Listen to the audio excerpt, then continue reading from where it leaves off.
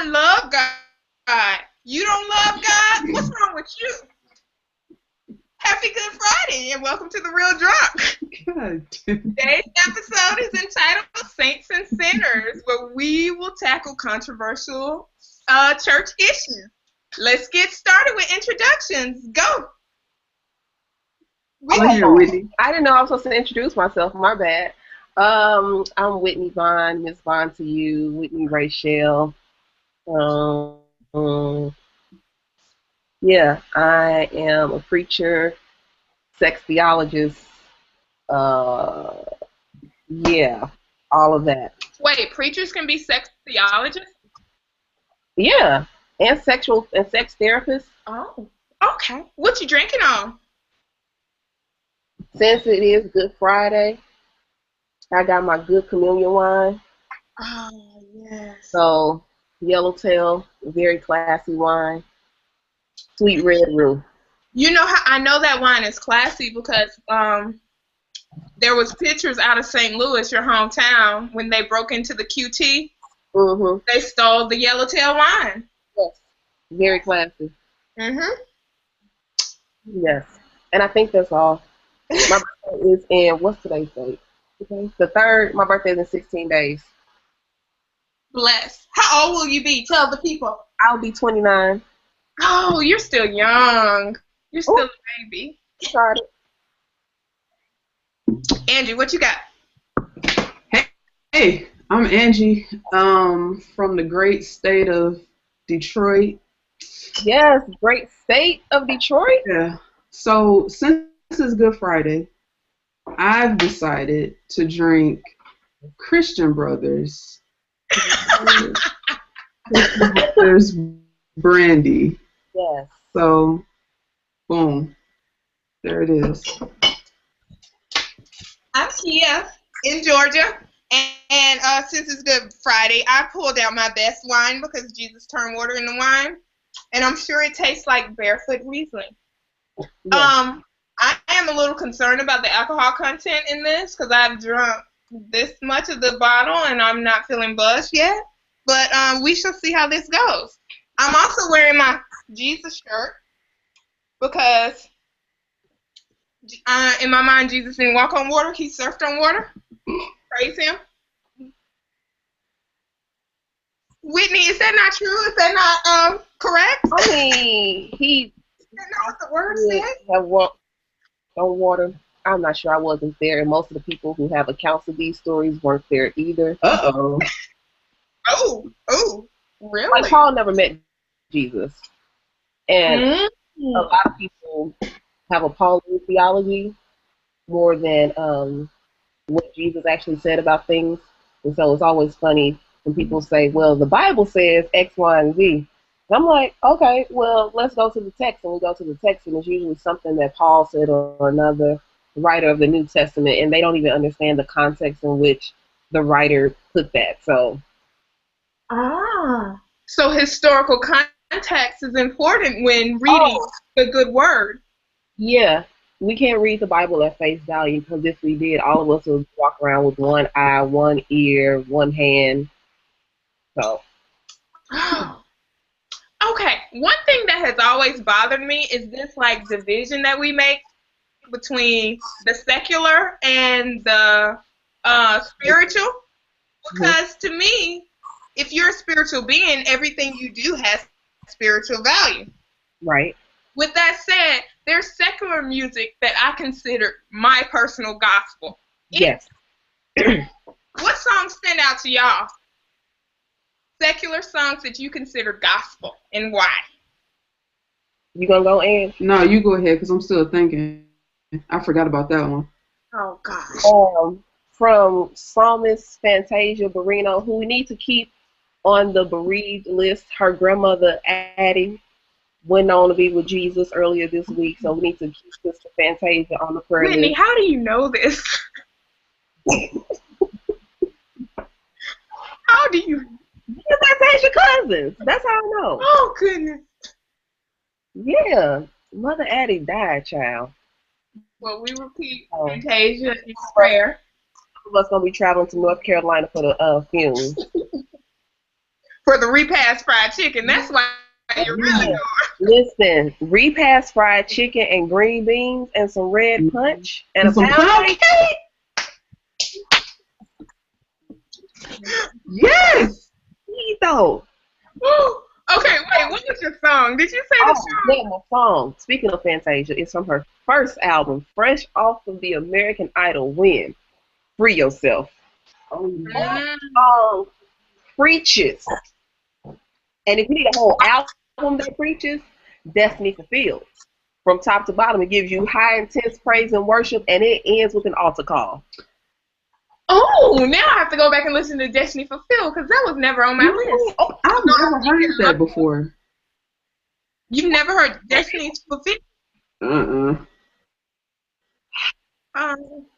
Okay, if Angie disappears, it's because she's being blasphemous on this Good Friday. Holy blessed Good Friday. That's your homework, Angie. Come back next Friday after hearing Destiny Fulfilled. Yeah. My album is Kanye West College Dropout.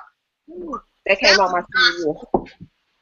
My song Never Let You Down from that album. Kanye, Jay-Z, and Jay Ivy. Like, that song has me laid out across my floor like, yes, Jesus, snot, tears, all that good stuff. The spoken word part at the end, yes. Everything. Yeah. Young kids, go Google it. Is Kanye West the new artist? Kanye West was not always, well, he was always an asshole, but hey, that's neither here nor there. I liked him when he was first of all, I need Donda to come back and like visit him in the most concrete and clear dream. Because that word is lost. And I'm talking about just because he's married to Kim Kardashian. That's not it. He's just, he's out there, and I miss my Weezy. Are seances against Jesus? Because if they aren't, we need to talk to Donda. Yeah. I maybe need to light some candles and do some work. Yeah. Like, Donda, come back. Angie, you got a song yet? You know what? Mine would have been Jesus Walks off the College Dropout. They used to be my shit, man. Why? I mean, you got Jesus, you got a dope beat, you got 2004 Kanye. Like, that's what I think God loves. Like, God loves 2004 Kanye.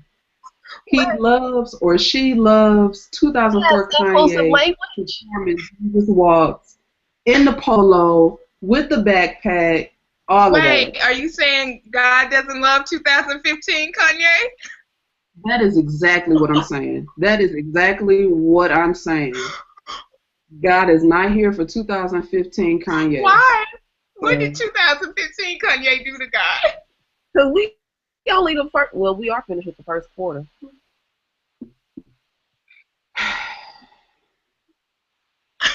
God is just sick of the bullshit. Like, that's just all it is. Just sick of the bullshit. Oh, goodness. Speaking of Kanye, his bestie, Jay-Z, about Tidal, music streaming company, for $35 million. I think it was $35 million. Did I make that up? I think it was 56. I think you made it up. 56 mil. 54? 56? Uh-huh.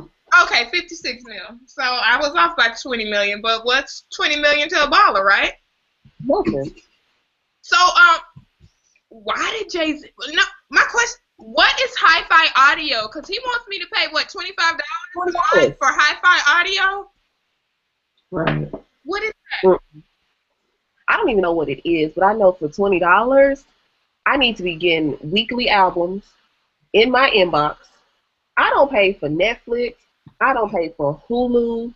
And you're going to ask me to pay $20 a month? I ain't with it. I thought that hi-fi, isn't that, I just assumed it was the next step above, like, Wi-Fi?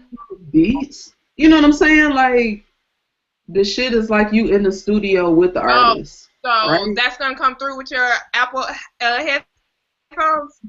Well, that's why I'm not going to subscribe to Tidal. So, Well, Tidal, New York Times said Tidal, which makes millions of songs and thousands of high-definition videos available in 31 countries, will have no free version. The $10 a month is in the compressed sound format, which is typical iTunes.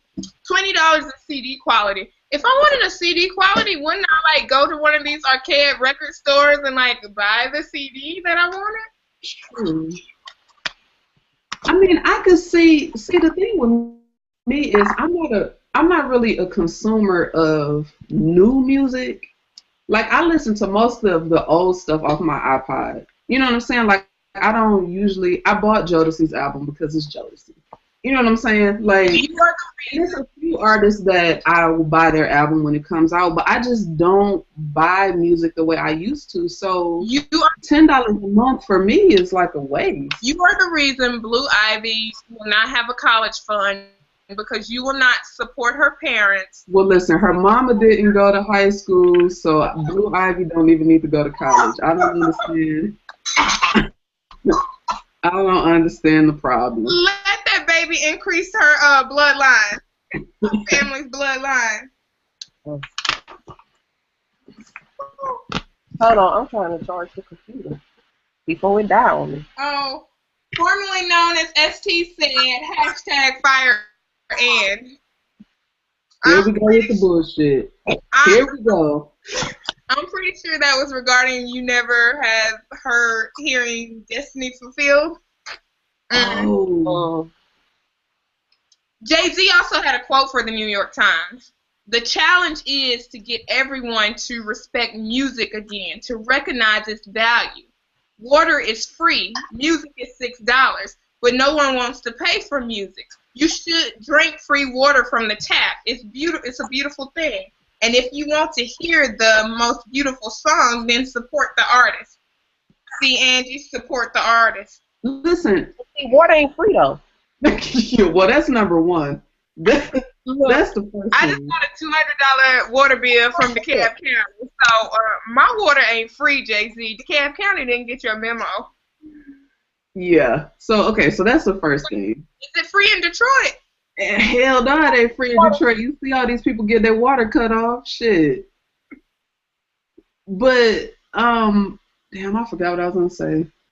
Sorry. Music also isn't $6. Where did he get that from? Right.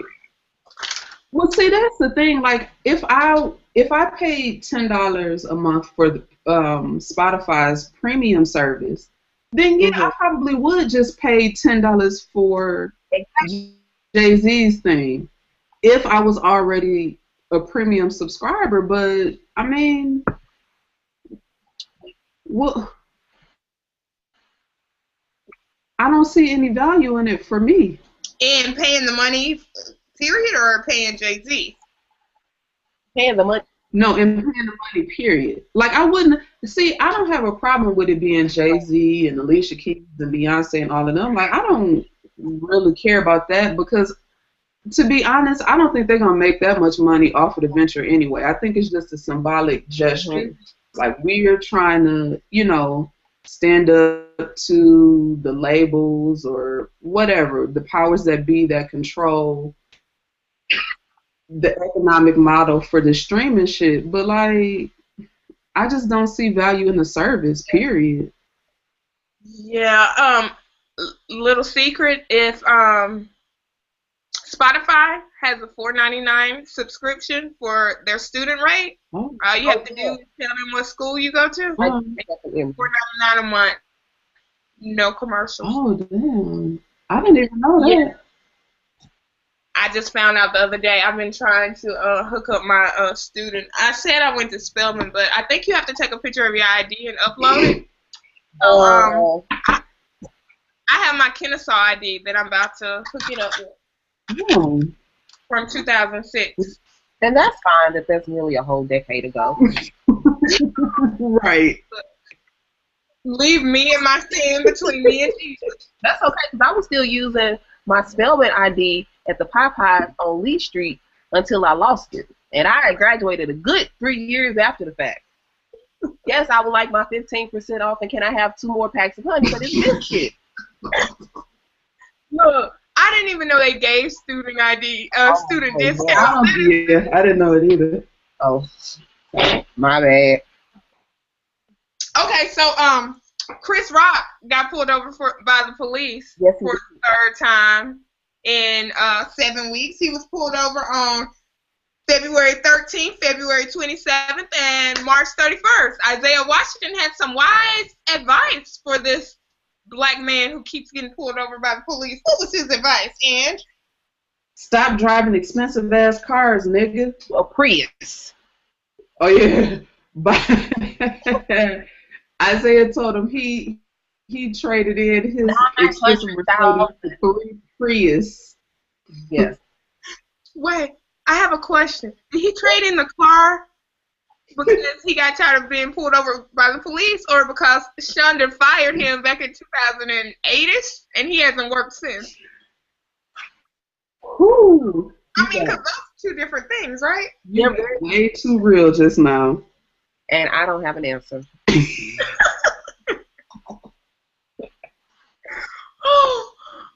Chris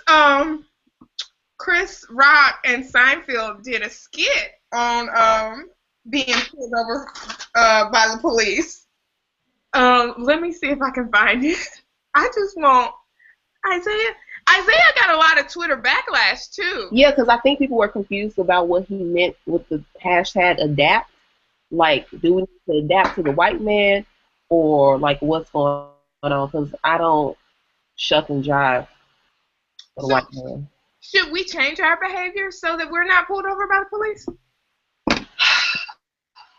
That's such a complex question, because I don't think you should deny your natural ass blackhood. Mm-hmm. However, yeah, I don't know what the however gonna be. Well, let's see Chris Rock's and Seinfeld's thingy madoodle real quick. Can I make it play? Hold on, y'all. Mash play.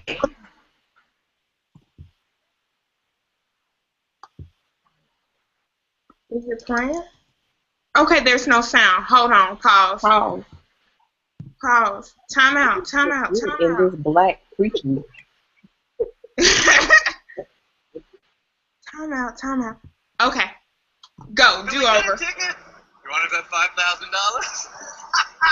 It'd be such a better episode if he pulls me to the side and beats the out of me, don't you think? Did he give it? Oh, you got him. Oh, boy. Now, here's the crazy thing. If you weren't here, I'd be scared. Yeah, I'm famous. Well, let's not be. Still black. Let's not be good. He said, I'm famous. But still black. Still black. Is there truth to that? Okay, wait, pause. Why does Isaiah Washington look like this? I didn't even recognize him when I pushed play to watch it earlier. My homegirl's like, no, that's Isaiah Washington. And I was like, oh. Okay. I thought it was a different Isaiah Washington, like, What not great. Isaiah Washington do you know, Kia? That's what happens when you get on the bad side of Shonda. Start looking like a damn Amish fucking priest or some shit. He had the hat, everything. The hat, the beard. And then he had the nerve to say he was a celebrity. Like, what is his definition I of wouldn't a celebrity? recognize him like that. Like, I would need to see him as the doctor from Grey's Anatomy. The one who had the homophobic outburst and lost his job. Listen, dumbass.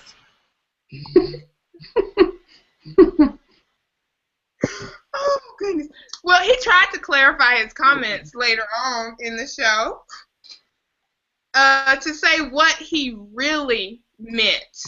Wait, Let's about see. adapt or with the homosexual slurs?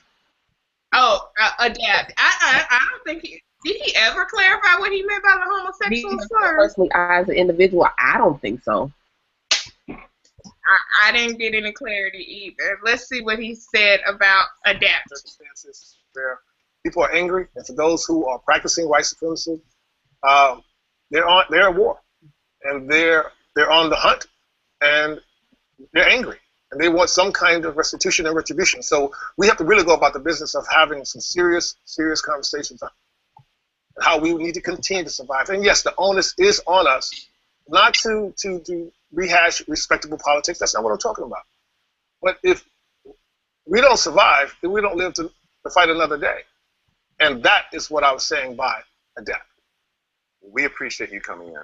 So the onus is on Black people not to rehash respectability politics, according to Isaiah, and not the Bible. The patron saint of Black people, Isaiah. Right.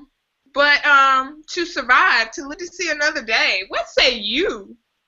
That's a tricky thing. Like the sermon that I preached on today, kind of touched at that because I used Olivia Pope's Daddy's monologue from season 3 from the episode Is Handled, and how you do everything you're supposed to do. You speak the language of the land, and you still need to get half as far as them with not even nearly as much access as your counterpart has. So yes, the onus has to be put on us to be safe, but at the same time, we already starting below the scratch line. So we're not even starting on an equal playing field. Formerly known as ST said, Isaiah is looking like the Black Kenta Santa at the West End. Shout out to the Mall, West End, and Greenbrier Mall for having Black Santas in Atlanta metro area. The historic West End of Atlanta, 30314. Yes. 30314, there's no place like it in Atlanta. Visit it when you come to town. Yes, the Taco Bell will make you sick. That's one of the best American delis. Don't all Taco Bells make you sick? I haven't had Taco Bell in about 8 years, but the West End got one of the best American delis. Them Asians be back there frying them hot lemon pepper wings. Where is the American Deli? Where is the American Deli? And what is their health score? I'm not too concerned. 45. That chicken be good. See, it's hard for every damn thing. I gotta have good chicken and a good health score, so I'm a little concerned. Is that American Deli still over there on Cascade? We used to on Cascade. Huh? The one by Publix. Mm-hmm. So, Amber Rose. I love Amber Rose. Do y'all like Amber Rose? Amber, listen, honey. I am trying to get to her level, physically speaking, with her body. Amber fine though. Amber fine. Amber fine. All her love for her baby daddy. Yes. Yesterday. Let's see if I can find it. Yeah, I'm struggling over here. You better not struggle on Good Friday. I know. Jesus didn't die for me to struggle like this. But I don't know what's going on. Like, it's not that this hard. Why won't this just pop up? Anyway, Angie, do you sound like us at Kroger with that noise? Is this the entire screen? Because I don't want to. Why is this not? It's not being good to me. Anyway, she posted that picture of her and Wiz where they licking each other's tongues. Y'all seen the picture before, right? Yes, with her man crush every day. Yes, and she said,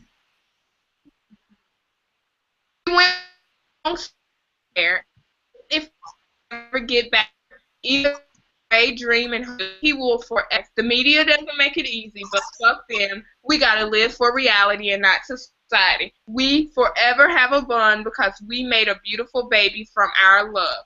Through all the ups and downs of our relationship, my heart still beats for him. Did she do the right thing, or was she doing too much for a man who's basically ignoring her these days?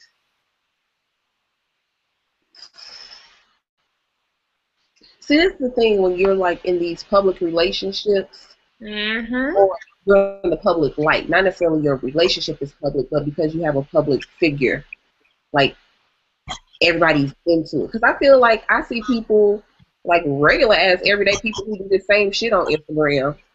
Yes. But they're not like these main list celebrities, so we like, girl, did you see Daquan and Shaniqua? They back together again.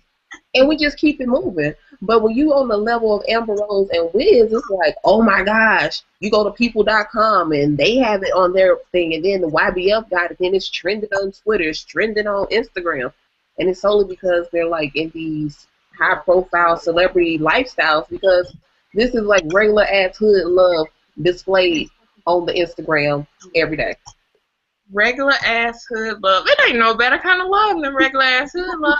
That's what Jasmine Sullivan said. She said, if you got 2 strikes, I'm going to take a rap for you. I'm not there yet because I'm not trying to go to jail.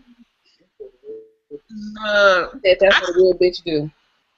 I can love you hard, but I can't do your time. And I'm not built for jail. Up front. I know my own strength, and it is not behind a prison wall. Angie, what do you think? Was Amber too transparent? No, I mean, there's no such thing as being too transparent. If that's how she feels, that's how she feels.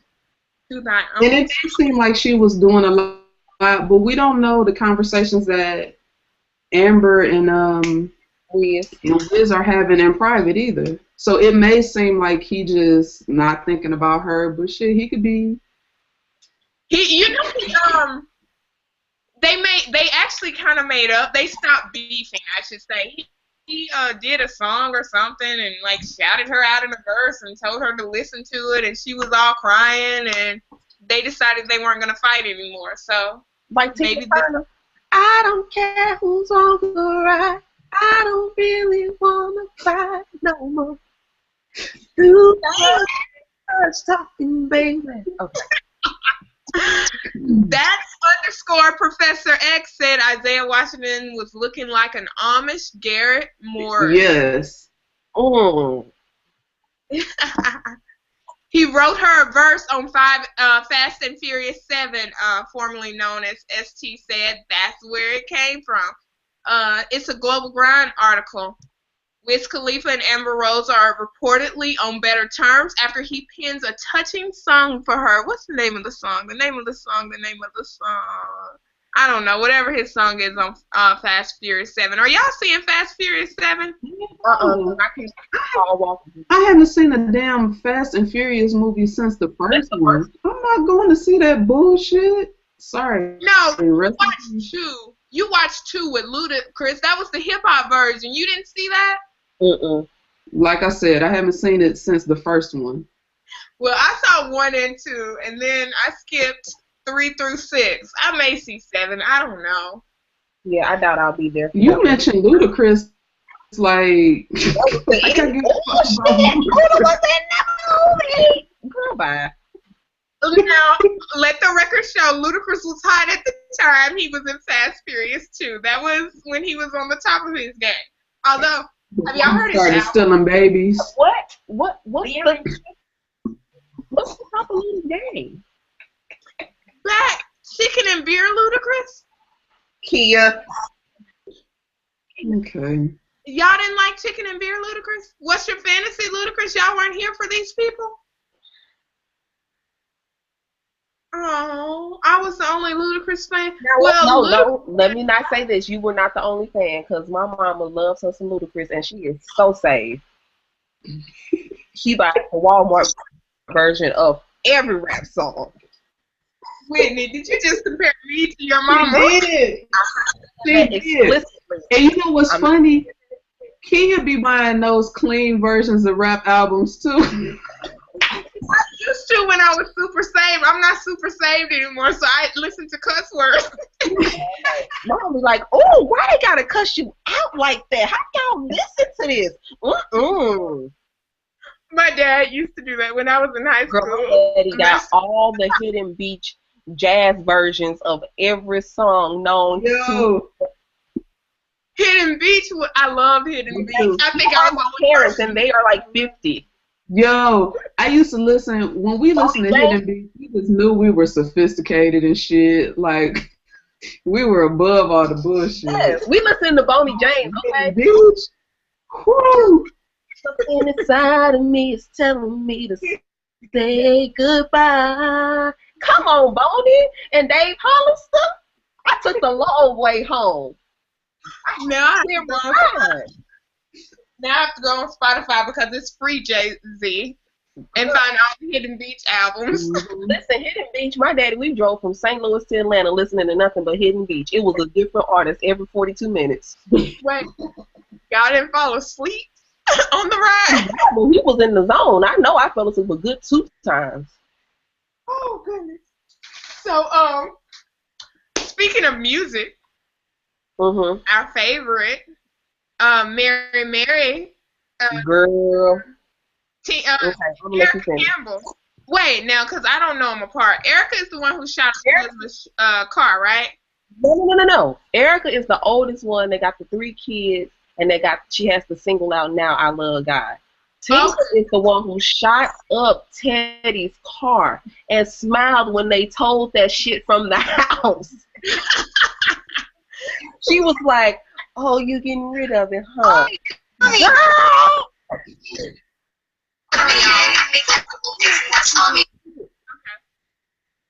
I'm sorry.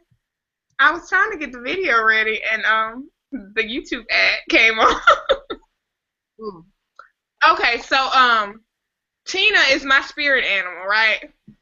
Yeah, Tina crazy, but she can sing. She got oil. Does Erica have oil? See, hold on. Oh snap! She had to take a drink. So when they first came out in they denim Kojic 2-tone outfits, I was a real home dance, so I was here for Mary Mary. I was praise dancing to take the shackles off so I can dance like Fifth Sunday in. Then somewhere around the mid 2000s,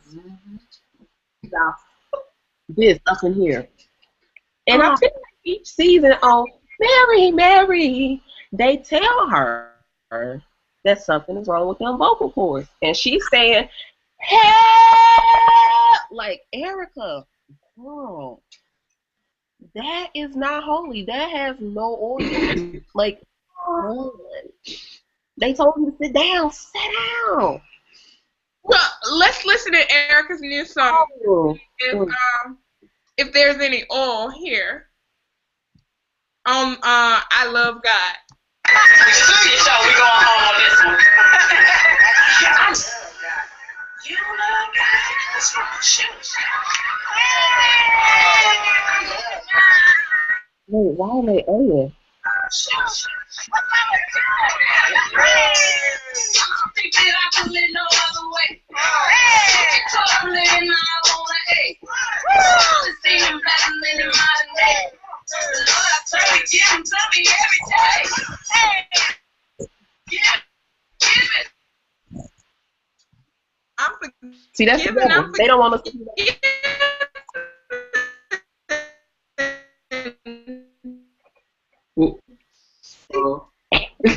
Wait, what? What? What? My oil in my bag. Do I need to lay hands on your screen? Wait, Q, you have to run that by one more time because. What did I do? God blocked it. God blocked it. That was a blessing. We didn't even hear that bullshit. Wait, y'all couldn't hear anything? All I heard was, "Hey, hey, hey. I love God. Y'all love God? Sit down." So wait, am I the only one here for trap gospel? Listen, Jesus ain't trapping. You cannot trap with gospel music, and not because I'm trying to separate the secular from the sacred. That ain't what I'm saying. But Jesus traps souls. He traps souls. He traps souls. Yeah. Love it. Not in my watch. I am here for the I love God. You sound like Miss Shantae, baby. No. Well, no, actually, she's not here for it. She thought it was a parody. Look, I'm not gonna lie. I'm here for the track. I'm here for the I love God. but I'm not here for I love God. You don't love God? Like, Like, bitch, what? man, Oh, love God. you don't love God? In her What? damn first Sunday dress. If you don't sit your ass down somewhere, Mary, In that nice communion dress, that's something I would have worn. yeah. Well, listen. The Tahoe will be riding through the streets of Atlanta this summer, bumping I love God, because I love God. I don't know about you heathens. I'm gonna act like I don't know you. Look, when we meet at the bar on Peter Street for drinks, I'm gonna come down the street bumping I love God. I just think it's fucked up that you would bump I love God, but you hate Stevie Wonder. Like, that's the kind of shit that, Whoa! wow. What? That's wow. Hold up. You heard right. You heard it right. You Kia. heard it right. Refill my glass. Okay, for the record, Ikea Smith. Oops, look.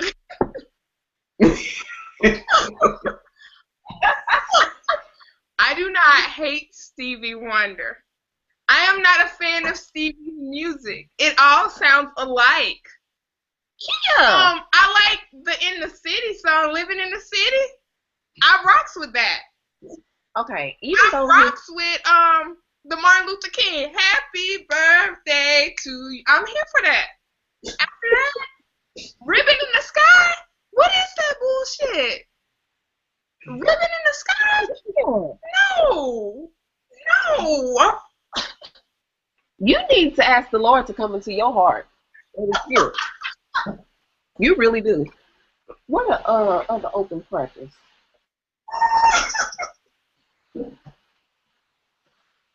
See? Oh, what? Your black card needs to be snatched all the way. I've never heard of somebody saying they don't like Stevie Wonder. That's my sober mind right now.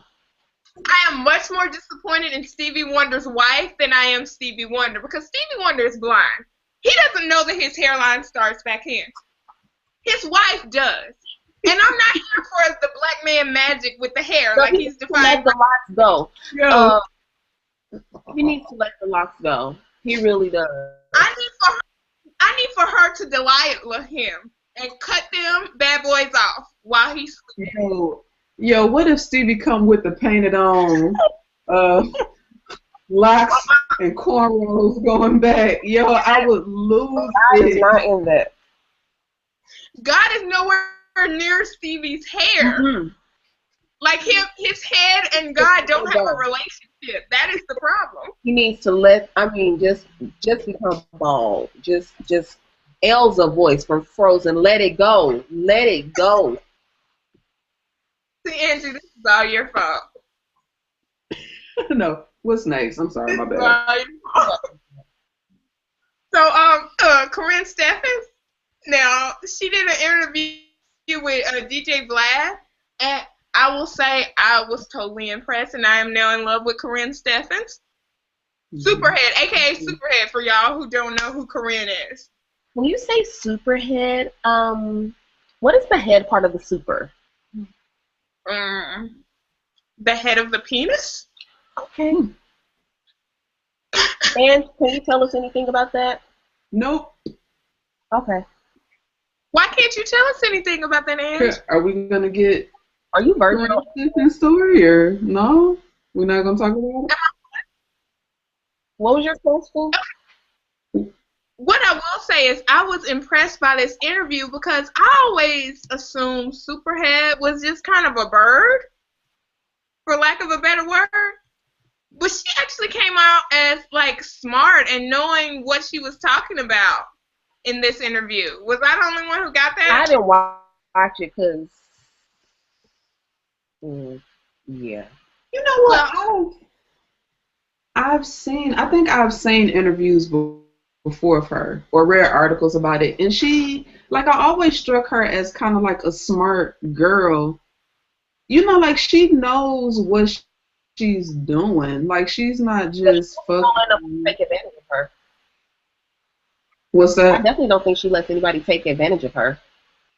Yeah, like she strikes me as someone who's like very much in control of herself and, you know, what happens around her. Which, At least at this point in her life. right? I'm not sure about previously, but Yeah. what was also she compared herself to Cleopatra and other women who had used their sexual prowess to basically get what they want. Isn't it a bad thing? So, but Cleopatra, like, is historic. She was a ruler of a nation. What is she doing? She's talking about the men she slept with and telling all their business. And how is that historic? How is that life changing? Bitches been doing that since the beginning of time. Okay, and here's my thing. I don't believe in slut shaming, but I also I'm not slut shaming. That's not what I'm saying. No, I understand, but I also don't believe in revealing pillow talk. Like, whatever is shared in intimate moments, that should stay between you and the person. Right. Where people are guilty of slut shaming her and making her out to be whatever you want to call her, Right. she's also guilty of, like, using and manipulating these men into revealing these intimate secrets and then publicly sharing them. No? Yeah, I agree with you there. Let's see a clip of her interview, if I can do it this time without destroying everything like I have in the past. I'm just not having a good day. I'm sorry. I tried. Share, and then we want to press play. So mash play. And Reason? That's part of the reason. Interesting. Because if a woman starts having sex and she has been sexually liberated and she has done her sexual due diligence before settling down, because the thing about marriage is this, and I'll tell you from personal experience, I've married a man with a very small penis. For me, that's grounds for divorce. You could be the best person in the world, and but we could just be friends if that's the case. I'm not going to marry and be with for the rest of my life or for a big chunk of my life with a man who will not sexually satisfy me. I deserve to be sexually satisfied. I deserve that shit, and I deserve for my husband or my mate to give me that. So when I deserve to be sexually satisfied, I deserve multiple orgasms. Raise your hand if you think you deserve multiple orgasms. Oh, that's biblical.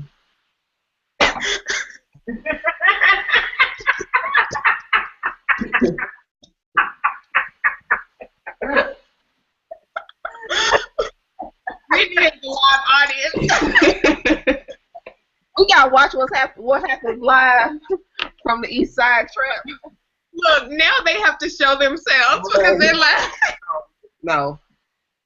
They would just be known as the audience. Kind of like people in the New Testament when they followed Jesus and they ain't nobody got no names, but it just be like in a crowd followed him. That's what we got going on right here. That's you. I'm not Jesus though. Okay, Kim. We'll be on. Superhead had a lot of quotables in that interview. She said, "Another sinner doesn't get to tell me that my sin is too sinful." That took me to church. Yeah. She was preaching the word. No, not that's real. That's real. She also said, "If I'm having sex with a man and we're having the same sex, why am I the dirty one here?" So why is the woman dirty when her and the man are having the same sex?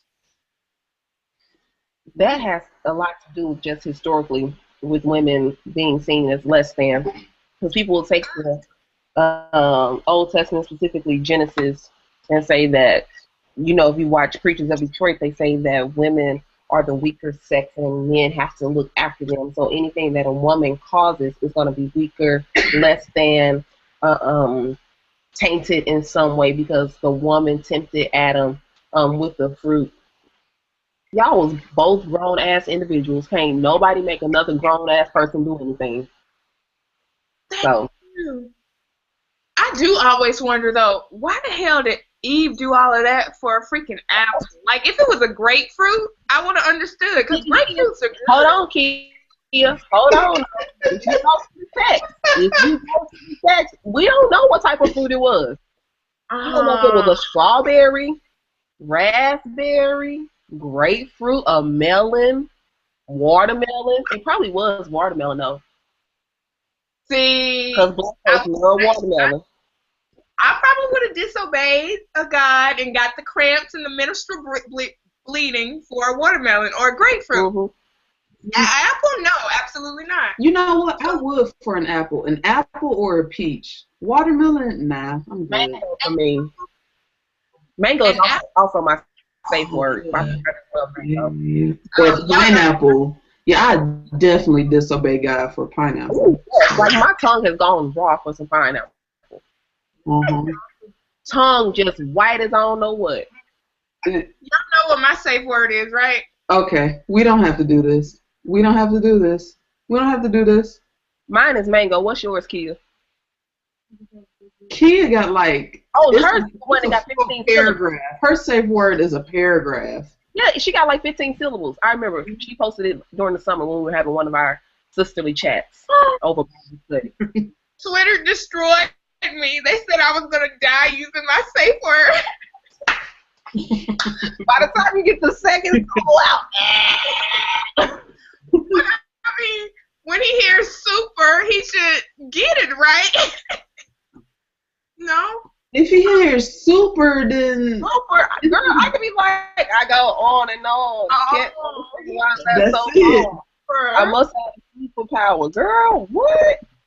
Okay, so y'all tweet me so I can find a new safe word. Because supercalifragilisticexpialidocious. I love you. What's that, Mary Poppins? I think it was Mary Poppins. But that's not working for my life. So y'all send me a new safe word. I can tell you what's safe for you. That's your body, and I don't believe in policing it. Ooh. But is that what the Bible says? Girl, the Bible. Oh,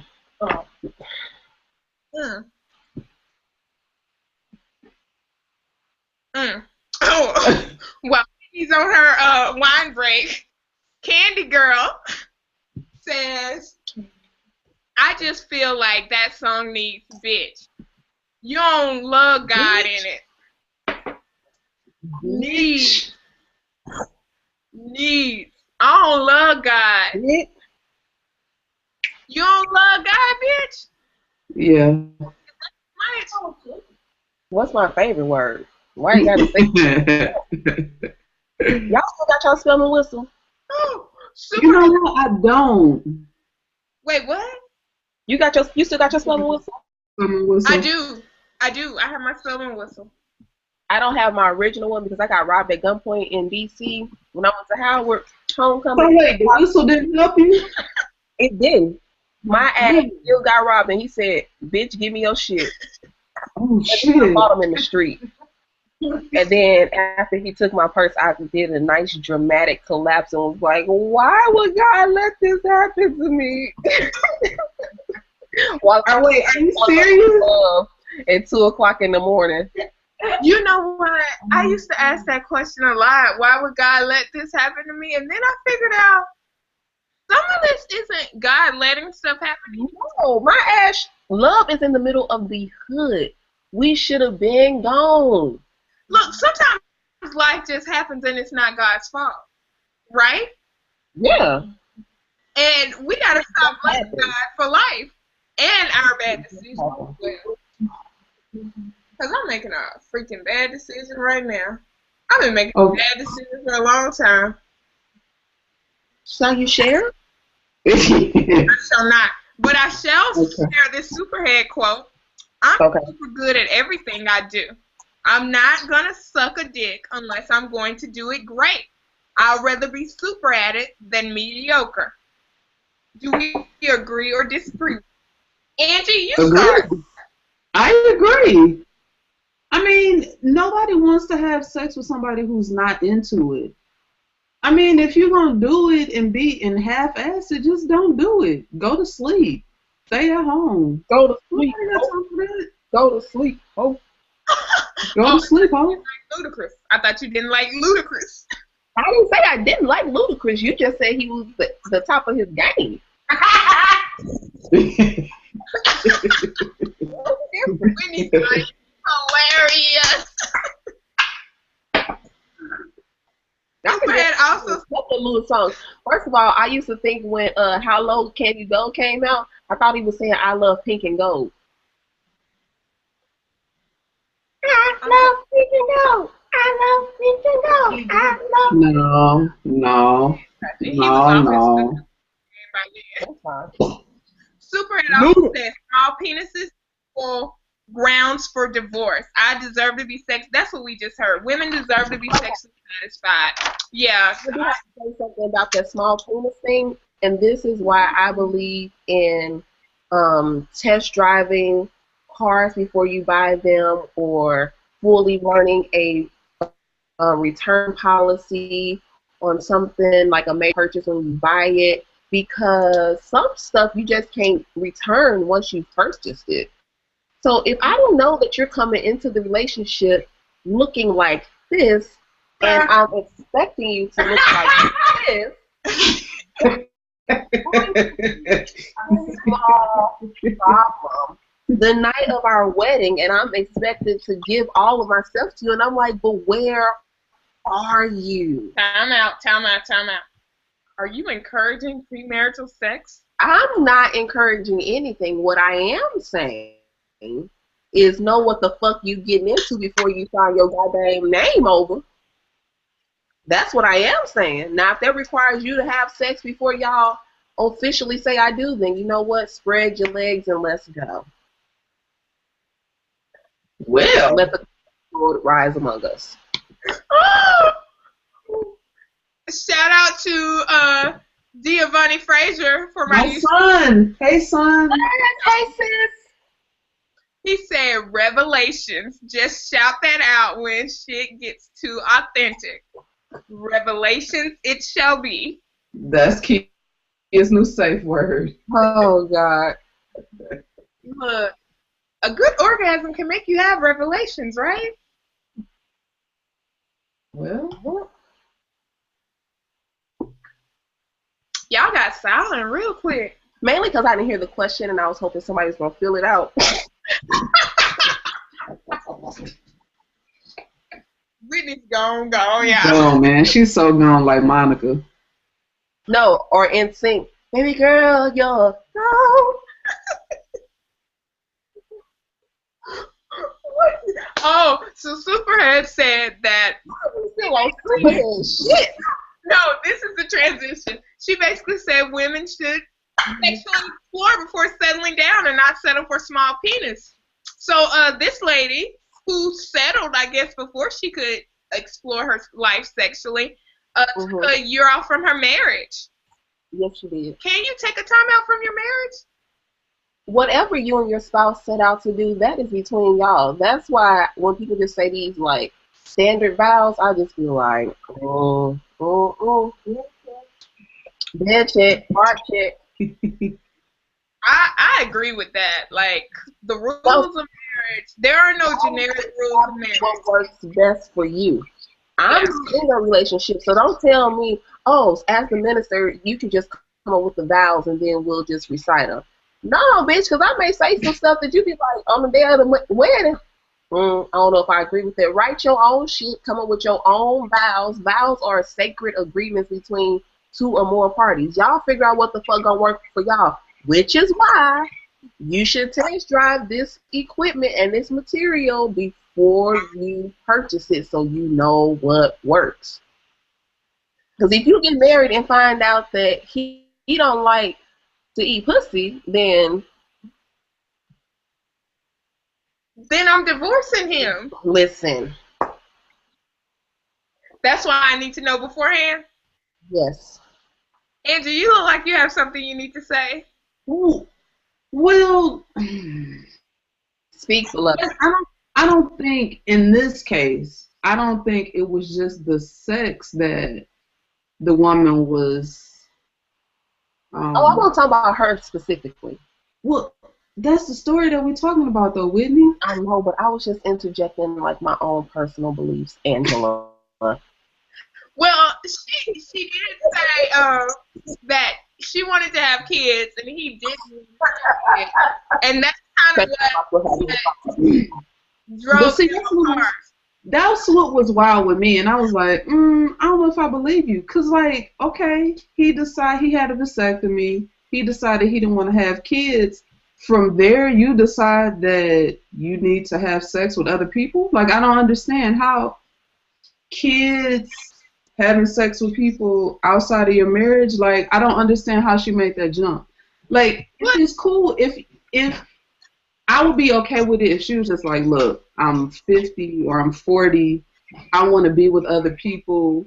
Can we talk about that? That's fine, but don't bring up this sort of random ass like, oh, he said he didn't want to have kids anymore. So now I want to have an open relationship. Like, and see, friends who are polyamorous. I mean, who are like legit diehard polyamorous individuals. Whitney Rachel is a crazy bitch. Like, that's not gonna work for me.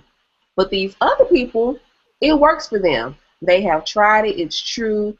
They have a girlfriend, then they have another girlfriend from another relationship, and them two be going out on dates together, but the other two never date each other because they're not in a relationship. It works for them. It doesn't work for me. Again, this is why you need to establish beforehand what works for you.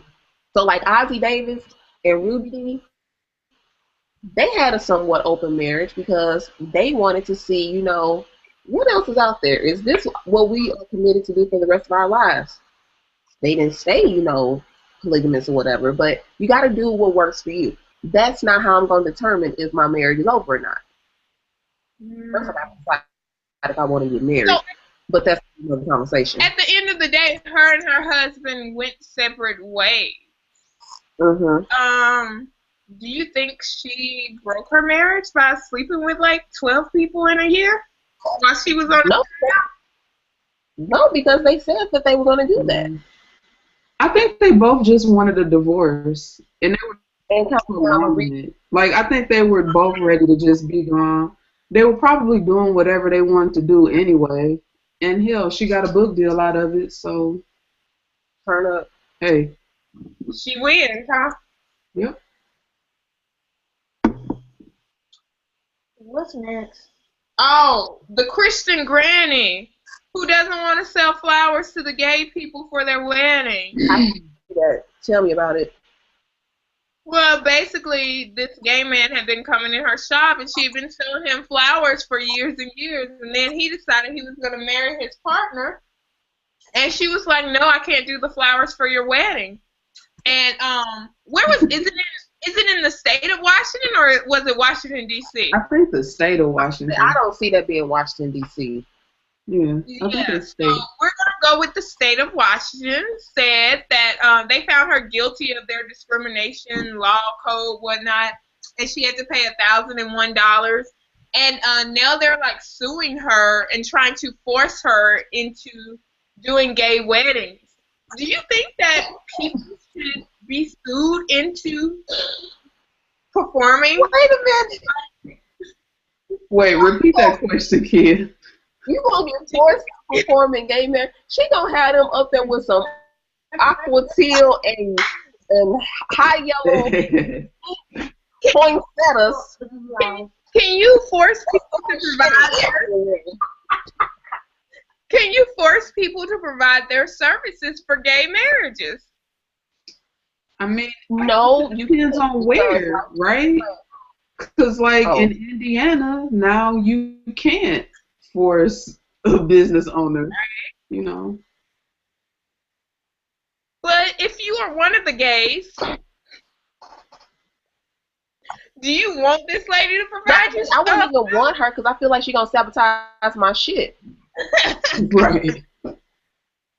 Gonna tell me the day of, oh, I'm sorry, we couldn't get the flowers you requested. We just had to go ahead and go with what we had available. Bitch, you was planning to get knocked the fuck out.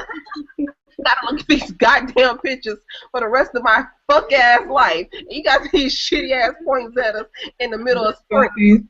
Got this damn dandelion bouquet. Right. And daisies. You didn't dye these eggs and these flowers in your kitchen. Something fresh off the boat and I done paid your ass $40,000. Bitch, gone somewhere.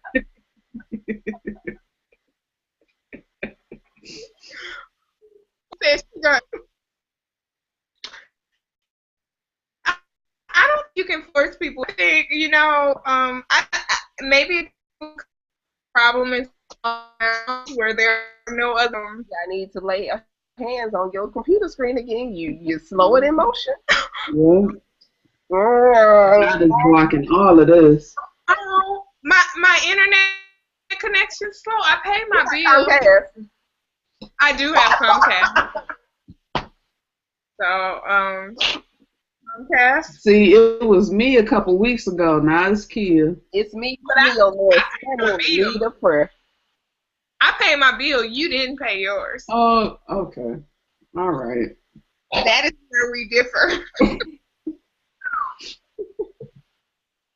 I need to tell Mother Odessa Angela ain't paying her bills. Why aren't you paying your bills, Angela? This is the time. You're too busy listening to trap gospel and you ain't paying your bills. Yeah, I've been at the damn strip club listening to damn I Love God. I don't love God. I love God. You can't even strip to that song, though.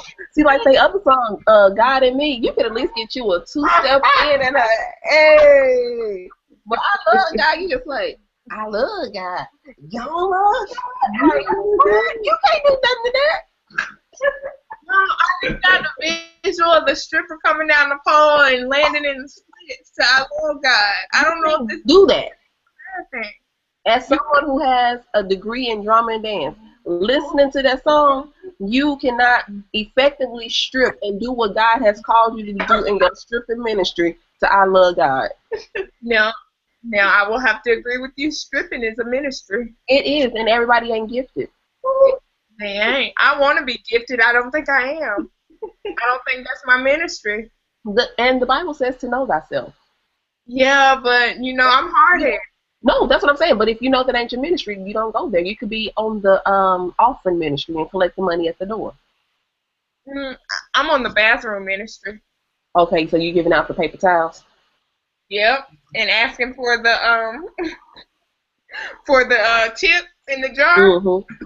As I squirt lotion in your hand. You pumping the soft soap in my hand? Yep, that's me. Bathroom ministry. And then I'm like, bathroom ministry. The Southern Baptist Convention have decided that they're going to get over their racist past. By doing what? They have started discussing social justice issues. Is Joel Osteen a part of the Southern Baptist? Is he? Joel Osteen? Open your Bible and say, "This is my Bible." Turn to Your Best Life, page 2. That's my dude, man. I love Joel Osteen. Joel is non-denominational, but non-denomination is a denomination. I didn't know that. Wait, what? I didn't know that. I didn't know he was non-denominational.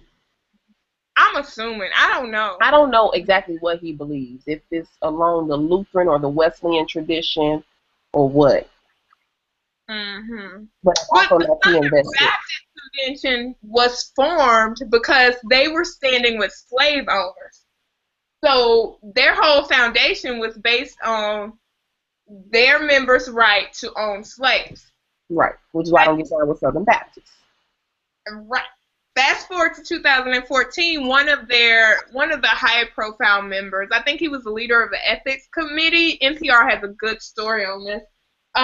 He was moved by the Eric Garner grand jury verdict, and he didn't understand why those cops weren't indicted, and he started tweeting about it, and he was immediately faced with backlash that said, "Keep politics out of the pulpit," which turned into this whole conversation of them talking about why their churches were so segregated, you know, mostly white churches, black churches, or whatnot. And they have since apologized for their slave beginnings, but like, what's going on with this?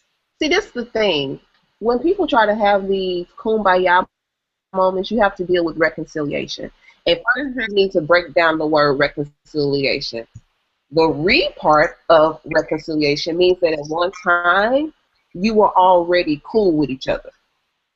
Because that means you're going back to something that was already established. When the fuck were slaves and slave owners ever cool? So basically, you saying we can't really have reconciliation because black and white folks in the history of America never been. Why never been like this? We have nothing to go back to. Right. And nobody wants to have these authentic, hard-ass conversations that we need to have about the state of race relations in this country. Like, you get white people who are like super militant, and you know, we ready to die for the cause, and then you get white people, you bring up their white privilege, and they're just like, I am just so sorry. Like, even though I didn't personally do it, I'm just really sorry that you and like your family have had to go through these things. Bitch, okay, like what more in-depth conversation can you have about this? Okay. Yeah. So tell me this: is it a good thing that the Southern Baptist Convention is having this conversation? Is there any progress that we are making by having the conversation of like why we aren't speaking out on social justice issues, why our congregations are so segregated on Sunday morning? That's for them. I don't know too many black Southern Baptists. So, I mean, if they're not inviting us to have these have these conversations with them, then I'm not quite sure who's really benefiting, or if they're just saying, "Oh no, we're having the conversation." But bitch, are you doing the work? Like, everybody's throwing around these terms of social justice and diversity, and we're inclusive. But do you have the receipts to show for that? So, I have a question, Whitney. White and black churches, why is social justice not in the pulpits of these churches? Why are we afraid? So, I feel like you have a select few. I will not say all churches are not preaching social justice, because that's just absolutely not true. Okay. But for the most part, a lot of mainstream churches say that they're doing social justice, but they're not really getting into the nitty-gritty of it, because it requires us to like recognize our privilege, put it to the side, and get to work. And not too many people are willing to be like, you know what, even black people, I have to acknowledge my place of privilege, even as a black woman in America. I have a college degree from the #1 HBCU in the country. I am currently attending one of the top 20 universities in the country. I've traveled abroad multiple times. Like, those are all places of privilege that I still have to acknowledge before I can even bring myself into the conversation. And as black people, we kind of say, well, I'm black, so I don't need to say anything else. No, you need to also check your privilege at the door and realize how there are other people who are still below that scratch line that I spoke about earlier, who never reached this point. And so before we engage in these conversations, we have to go back to the basics, which requires reading, which a lot of us don't like to do if it's not on our iPad. And we can get it in like 5 minutes. I was going to ask you why we don't like to read, but I have a more important question. Okay. Are me and Auntie going to go to hell for hosting the Real Drunk Show and drinking while talking about Jesus?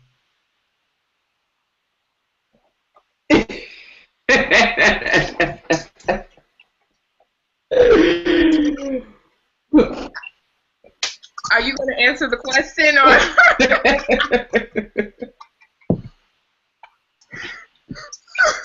I'm sorry, what was the question again? Are me and Angie going to hell for hosting the Real Drunk Show and drinking and talking about Jesus? No, because a couple of times Mary had to tell her son to keep the party going by turning the water into wine. When we get to our later part of the conversation, I'll share one of my favorite scriptures that deals with wine. Everything is in moderation. So, is this moderation? Yeah, I got like this much left. Okay, so I'm still in the moderation level. Is this You moderation? Am I good? You're good. I may have to call me an Uber. Somebody got a new email address I can use so my first ride can be free. Y'all send Whitney the link so she can get her first Right. Uber. I can get my first ride for free. Okay, so now that me and Ann know we are going to hell, are the gays and the LGBTQXYZs going to hell for being LGBTQXYZs?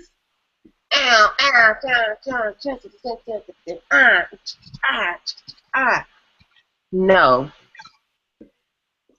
How can you say that as a minister of the gospel? Like Sodom and Gomorrah, like that was about gay people and stuff. Like, what do you mean they're not going to hell? So Sodom and Gomorrah is about gay people, right? I will be interested to see how many people have actually read the text to see what's going on. Are you reading the King James Version, Kia? I don't think so. Oh, okay. My heart was about to break. No, this is actually the New International Version Okay. Bible. Okay. Tell the people why you're finna get all up in my crap about the King James Version. Explain. So I like to think of the Bible as the telephone game. You tell the first person, girl, I love to eat Doritos out of the red bag. By the time it gets around through 35 people, the last thing they heard is, I like red crayons that start with the letter D. And you're like, that ain't what I said. I said I like to eat Doritos from the color of a red bag. So what we have with the Bible, all of these interpretations that have been transcribed throughout centuries, and the Bible is actually the last sacred text to actually be translated. So Christians who be like, this is forever the word of God and this is what I will build my house upon, you be like, it was the last one on the scene. All right, bro, I'm gonna let you have that though. But the King James in particular, he had that translated so that slaves and black people couldn't read the Bible. Oh, wait. Time out. What? Repeat that. Rewind. That's why I don't read the King James Version, because it was never meant for us to understand. No marginalized body was meant to understand the King James Version. However, there is a cadence and a sequence to the King James that when you read it, you're like, shit. It's poetic. It's very poetic. And when you have older black people who learned how to read on the King James Bible, the way in which they read it, it is such a pride that they read it with. Like, I would never tell my grandparents nor my great-grandparents not to read the King James Version anymore. Why? They got 80 plus years on me plus some wisdom. Like, clearly something worked for them. However, because I've been enlightened and I know what works for me and how God speaks to me, that I can't get through all them thous and these and thus. I need something that's going to be real basic, that's a little deeper than the kiddie pool, but not Olympic. Because I can't swim. Okay, so you're not going to Lake Lanier. And no, I wouldn't go to Lake Lanier if I could swim, because everybody dies. Because death, basically. I think it's cursed. Okay. So, what version of the Bible do you recommend to the good people? Well, wait, hold on. Before you go there, I thought the other translations of the Bible, I thought they were translations of King James. And that's another thing. They're making translations off of a translation. Nobody is going back to the original Hebrew and Greek, because most of these fools ain't going to school. Right. So is the answer read? You better give me a nasty, strong concordance. You know how expensive that thing is? Yes. That's That thing is expensive. He is such a I'm not Jesus even a freak. theologian, but I like to know what words mean. He is a And Jesus freak. Any good preacher has at least one concordance. what's the best concordance? Is it Strong's? Do I have the best? No. It's a lot because it depends on if you want to do preaching, if you want to do which is like homiletics, or if you want to do Old Testament Hebrew, if you're trying to do New Testament Greek. It really just depends on what your I guess your vein is going to be. Mm-hmm. So like I just need to have a basic overview of the Bible. I'm not trying to go into homiletics, Hebrew, or Greek. Uh-huh.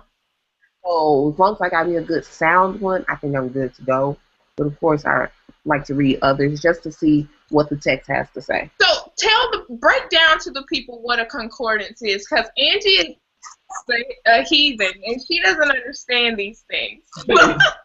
I'm a super heathen. So, Captain of the heathen squad. and tell me what you think a concordance is.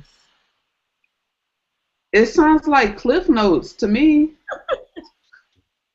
I don't know. It breaks down the scripture. That's what it sounds like. And essentially, that's what it does. It takes these people who are like literal theologians and scholars of Hebrew or Greek. They go into the original writings and they see what was actually said, and then they transcribe it into the historical context, pairing it with modern day context. Sometimes you'll have like a women's concordance or a women's commentary that will tell the story from the point of view of the women. So Angela, actually, you're kind of right. So I'm gonna sit my communion wine on your behalf. Those are my favorite words. Angela, you're right.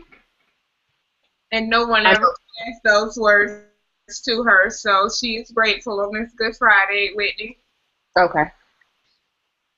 So, why does the Bible, God's holy book, belittle women so much? Because, I mean, Eve was a monster, Delilah was a monster, Jezebel was, like, all these women were monsters. The only ones who were good and pure was like... Ooh, watch your language with that pure talk now. Mary. Oh. Mary, and she was a virgin, you know? That's what we hear. Uh-oh. Oh. Continue. Be silent and let you speak. No, I'm just saying, this is not to take away from the Bible's power, from God's miraculous power, the history of Jesus, because I do think that he was, an actual being who walked the earth. So what I'm about to say does not take away from God, Jesus, the Bible's power at all. However, we must realize that the Bible is first and foremost a historical book. Wait, I'm out. Because I was taught that this was holy word, and you're telling me that my holy word is a history book? I mean, have you not read from the beginning to the end? And it talks about, the Hebrew people and the Israelites and how God delivered them. This is also a historical account of what was going on during the land. Okay. I'm with you. I'm following. Continue. The Bible also, you had certain people who decided what went into the biblical canon. So some Bibles, like the one that we have to buy for school, it has some books that I was like, wait, what? So we got Judith, we got Esther with some additions, we have the Sirach, which is, hold on, because y'all are some alcoholics. Okay. This version of the Bible? It's Siracah. And I'm going to just read to you from chapter 9, verse 14, because it's right here. It says, as much as you can, aim to know your neighbors and consult with the wise. Let your conversation be with intelligent people, and let your discussion be about the law of the Most High. So, I mean, you got the prayer of Azariah and Baruch. Like, yeah. But again, a lot of people don't take the time to understand this because they read the Bible at a surface level. The Bible is a very rich and multi-layered book. It really, really is. Like, seminary is not Bible study, it's not Sunday school, it's not an evangelism class. We have to do serious, hard work to understand what is really being said here and not what's just on the pages. Okay, so 2 questions. What version of the Bible is that? And Wait, what? What version of the Bible are you referring to? Okay. And I forgot the second part of the question, so just answer the first part. Okay. I like to read from 2 versions. One is the New Revised Standard Version because it has a lot of inclusive language, so it just won't say like Father and He, it will say God. It doesn't say like Mother, Father, God, but it doesn't just exclude the text to just He pronouns and Father. Another version that I like to read is the Message because it is just flat out, this is what it is, and we're going to keep it moving. But wait, those versions don't have these books that you're talking about, does it? Like the New Revised Standard, that's what I read from. Oh, okay. Yeah, Harper's Collins, you can get this off of Amazon for like $30. Cool. And do you have a question? No, I'm good. I'm just listening right now. I'm getting my church service in, so I'm straight for Sunday. So I have a question, and I'm going to turn my thing up, and I'm going to kind of disappear. Are we going to hell for having premarital sex? No. Why? Because who says it's a sin, Paul? What did Jesus say about it? We don't hear anything about Jesus' sexual life. And I think that's because some of the people who were able to contribute to the canon had their own issues with sexuality, and so they left it out. But I would hope that Jesus didn't die a virgin. Wait. You're saying Jesus might have had sex? That's a possibility. I mean, how many 33-year-old virgins do you know? 1. Well, there we have it. She's in our group me, right, Angie? I don't know any. I don't. Angie, you know who we talking about. The only group. Listen. Oh yeah.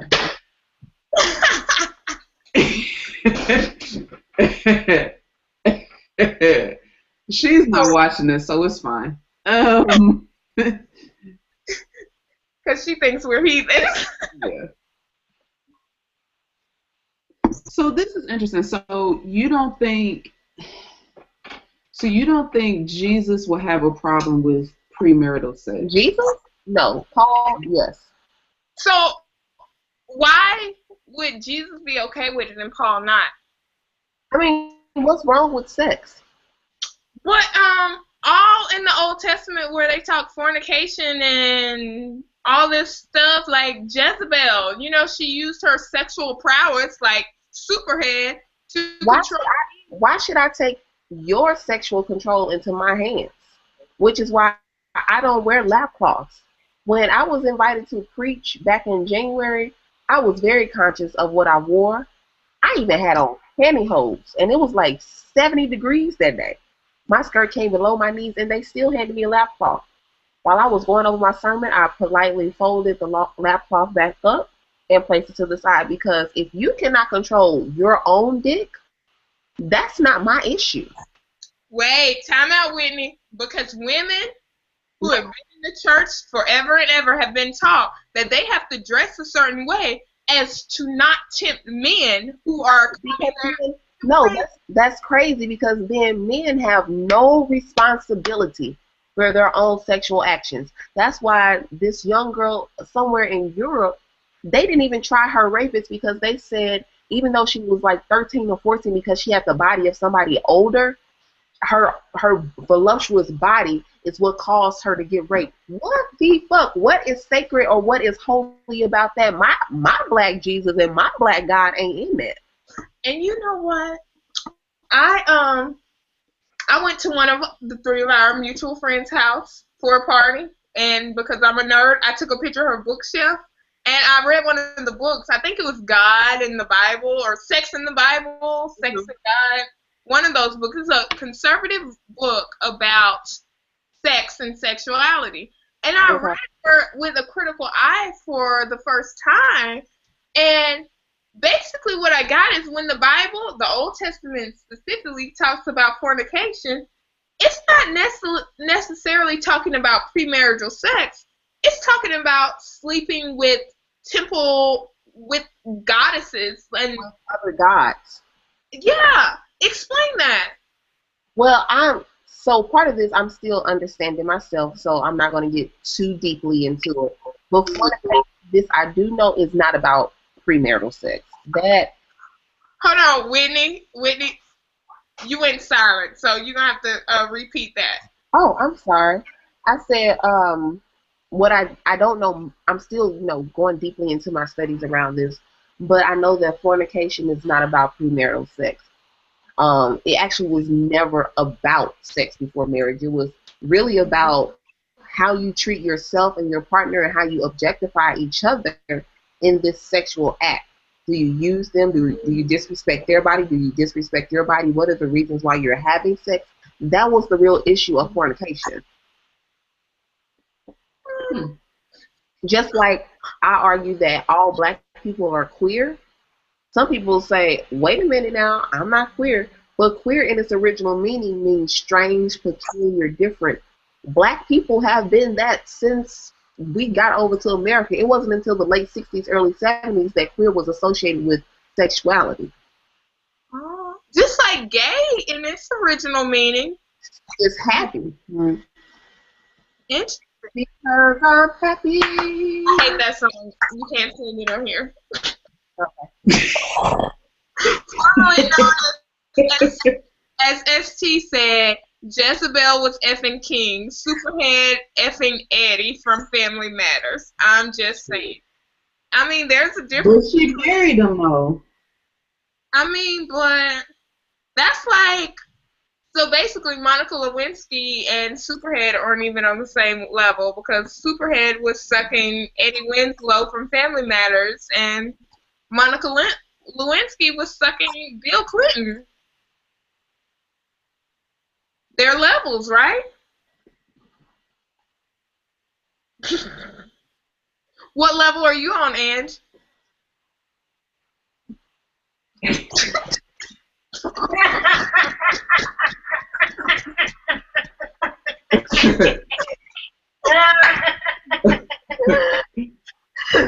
That was a good one. That was like, shit, what level am I on? To look up to the side to think about it like Shanae, like, oh my goodness. Oracle question. You don't have to answer it for the audience. Okay. Formerly known as ST said exactly. Chess, not checkers. Are you playing chess or are you playing checkers? What does that mean? What does what mean? I'm going to ask, pause. Are you going to tweet me? What did that, say the question? Repeat the question, Kim? She's, so formerly known as ST tweeted, exactly, Kia speaks, chess, not checkers. We are getting a translation, you got to be sucking the right dicks. Well, beloved. Oh, shit. I'm going to just stick this on top of my Bible. I was trying to make a personal confession, but I'm going to shut up. And Jitterbug212 who said, oh no, I missed Real Drunk Show. Don't worry about Jesus. He was married to Mary Magdalene. Uh-oh. Okay. So that we don't know for sure, but some scholars have argued that. So I'm not going to knock them. Again, I'm not a New Testament scholar, so I don't know, and I stay in my lane. But she was a whore, and Whoa. What made Mary Magdalene a hoe? I don't know. That's just what the preacher said from the pulpit. Know for yourself. That's what she said? That's crazy. So wait, so the preacher lied from the pulpit, from behind the backbone? I'm not gonna necessarily say the preacher lied. Some of them know the best because they teach themselves. They do their own sacred Bible studies, like like some of these popular social media Christian leaders. While others of us, we take the time to understand what the Bible actually is and what it's saying to God's people in a relevant way. Now that you bring that up, though, does the Bible provide any evidence that Mary Magdalene was a whore? Again, you can almost use the Bible to support any of your beliefs. It's a very tricky and a complex book.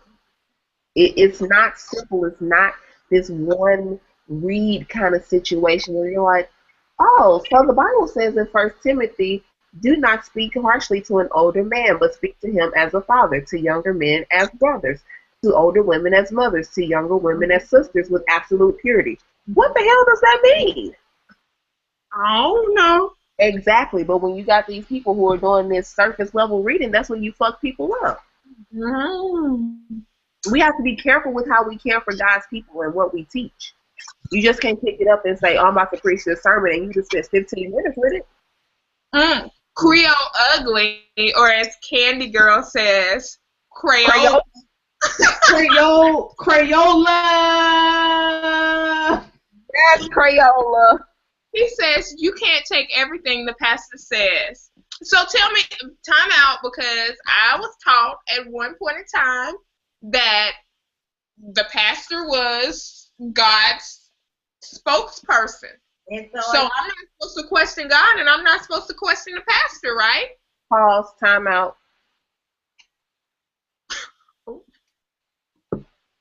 Anybody that you're in a good, healthy relationship with, have you ever questioned anything that they've done for you? I question my mom, my dad, all my boyfriends and lovers. I have questioned everyone in my life. So why haven't you questioned God? So I can question God? Did Jesus question God?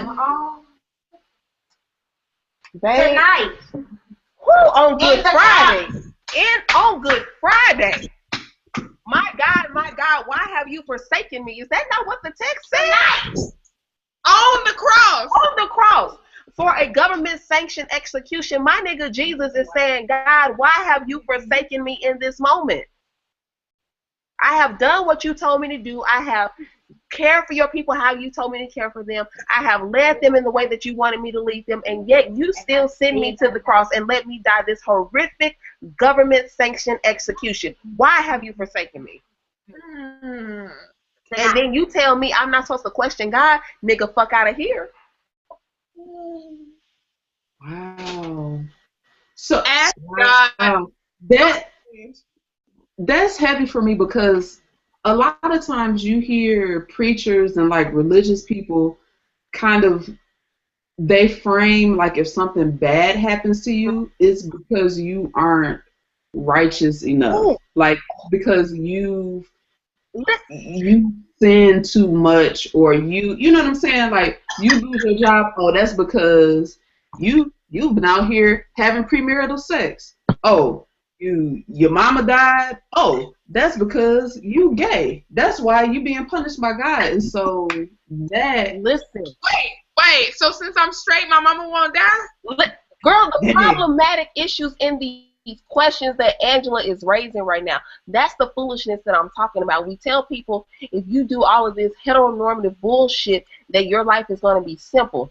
Fuck that. I was just telling somebody earlier today, I don't try to give the devil any power. I mean, I was literally sick on my back this week. And instead of saying, the devil, he's so busy, I said, what is God teaching me in this right now? Not saying that God is the one that caused me to get sick. I'm not saying that at all. Some shit just bound to happen. But in this moment, what is God trying to teach me? I need to sit my black ass down. Because I heard God telling me to sit down time and time again, but I kept saying, no, I got to get this paper turned in. I need to submit this proposal. I need to go and visit this school. I need to meet with this professor. Doing all this other shit, though it's important, I wasn't prioritizing it, because if I'm not healthy, then I can't help nobody else, right? So until I said, okay, I really can't move now, then God was like, I just need you to be still.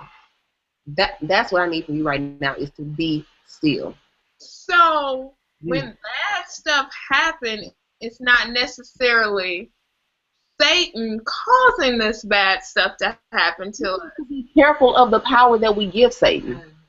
We need to be really careful. I know that I say, oh, the devil is busy, but most of the time I'm just bullshit. I'm just bullshit. Because I don't give him that much rank and control over my life. I just don't.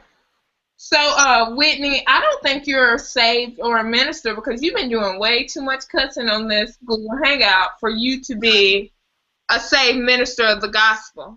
So, I need for you to explain. I mean, now, I think it's in James where he talks about the tongue and how we need to tame it and be pure in our talk or whatever. But Jesus turned over tables in the temples when they pissed him off. And sometimes, I'm not saying that I go into the pulpit and I preach or whatever, and, you know, I curse in my sermons and whatnot, but sometimes to get a point across, you have to use certain language. And using crystal clear and poetic, you know, forms of language, that ain't gonna always get the point across. It just ain't. And I have been sipping on this high-class yellowtail that was on sale at the K. Roger for $7.99. Barefoot. I got it free at my daddy's 60th birthday party. It was left over. Come on, Daddy. Happy belated birthday. Oh, Crayola. That is his name forever. Said, who said saved ministers can't cuss and drink? I'm a living witness. I am a living testimony. I'm a Christian after Peter's heart, because Peter was kind of like a cussing, cutting Christian, right? I feel like all of Jesus' disciples and the people that got these narratives included into the Bible kind of represent most people. So, I mean, it is what it is. Wait, represent most people. Jesus had a gay disciple? You know what? They probably didn't want to include it in the text because Paul probably argued them and said they didn't need it in there. There's some levels to this shit. It is some levels to this shit. And that comes from the gospel meal. That comes from who? I gotta lay oil on your gospel. That comes from the gospel Meek Mill. Meek Mill. Oh, Meek Mill. Nicki Minaj. Yeah. Okay. We here. Y'all acting like y'all can't hear me. So, you're talking in motion like that.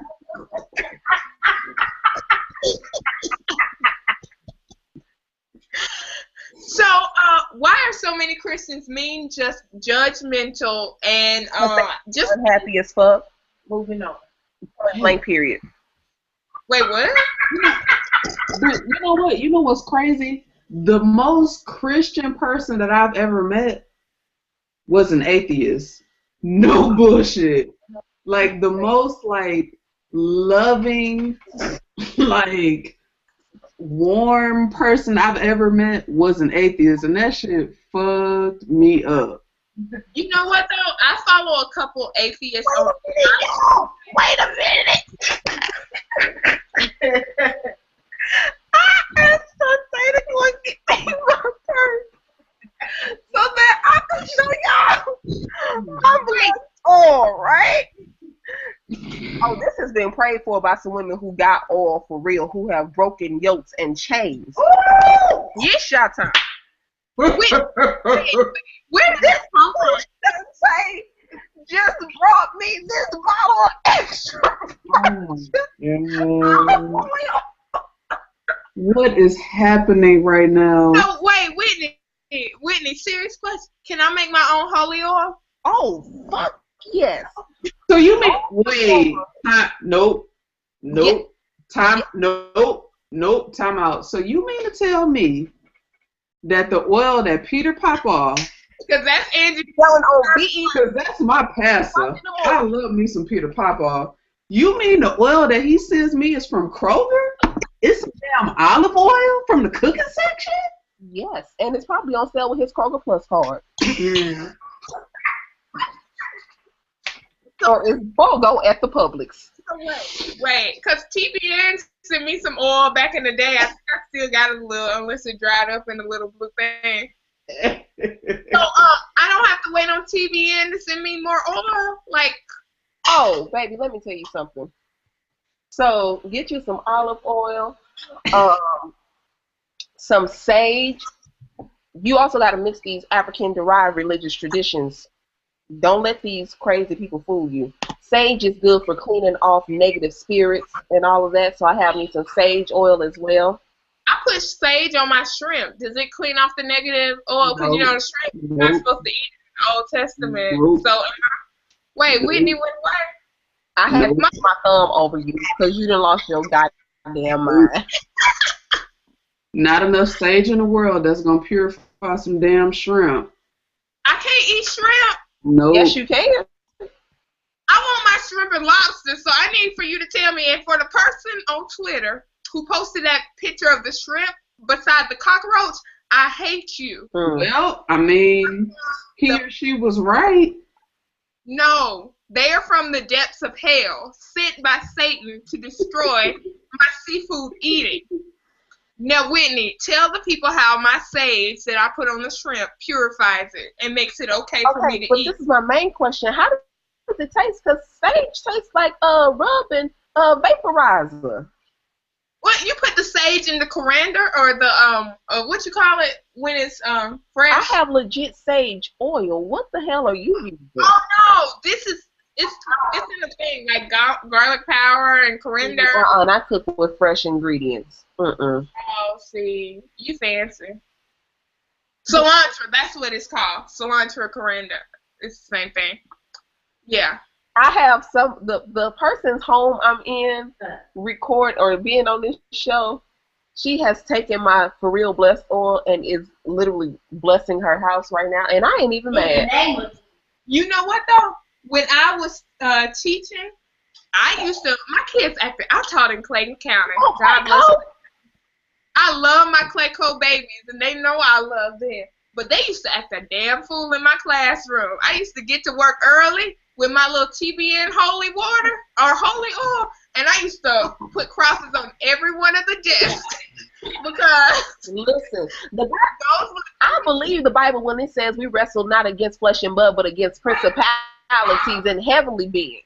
Listen, I ain't got the time to be dealing with you and your bullshit because you mad at something that God has purpose for me. Fuck you. You just preached the word for my workplace this week. Praise Jesus. So tell me this: what does Jesus really expect for us? Like, what's right? What's wrong? What should we be doing?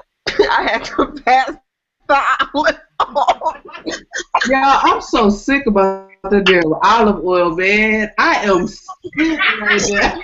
The Kroger brand. Wait, time out. So my holy oil doesn't even need to be made down like $40 a bottle organic stuff that they sell me at the. Let me tell you what makes holy oil holy. It's the prayer that goes over it. My God. When you take communion, they could be using this $7.99 bottle of Yellowtail Sweet Red Roux to the most expensive bottle of red wine, but because it has been prayed over and consecrated, that's what lies the power. So when you're praying over this oil, it's not the quality of the oil. My God. It's the quality of the prayer. You just answered your own thing. So what does Jesus want for us? What gets us into heaven? What are we supposed to do on earth? Christianity is about following Jesus. Jesus is a person of love, of liberation, of acceptance, of inclusion, from women to marginalized bodies to LGBT persons to youth and children, everybody. Jesus was the one doing the work when those in high places of position didn't feel like doing anything. When he said suffer the little children to come unto him, he was talking to his disciples who were trying to push the children away. Wait. So he was talking to like his deacons who were trying to keep people away from getting to him to get the lesson. Which is similar to most churches, right? Or no? Shit. Because I had a preacher say it wasn't his job to do all that. Again, you should know your skill set. That is not to be confused with knowing your skill set, what you've been called to do. However, if in ministry you interact with somebody that you thought that you would never interact with, whether it be a child, somebody who has HIV, AIDS, and STD, pregnant out of wedlock, whatever it may be, God has called you to that person and to that particular time. You are still supposed to minister effectively as you best can to that person. Okay. So what does Jesus want me to do? Jesus is so much more simple than I'm gonna say we, because I am a member of the Black church, than we make him out to be. He's a lot more simple. Jesus is at the root. He is about love and acceptance. That's what he's about. That's why you have so many texts with him being with people who weren't accepted by those in power and who were in charge of empire. He was with the woman who had the issue of blood. He was at the house when the daughter died and he resurrected her. He was with the blind man on the side of the road. Jesus, wherever people didn't want to go, that's where Jesus was. So what Jesus wants from us is to love all, to see the imago Dei within them, to see them as God would see them, not as their issue or their problem, not to see them, oh, that's Whitney who has cancer. Oh, that's, Deshaun who was in jail. That's not how God wants us to see each other. And Jesus wants us to see each other as whole individuals, whatever that may mean. So one thing that we don't talk about a lot is Jesus read people for filth in the Bible. Mm-hmm. The people he read for filth in the Bible were the church folks, right?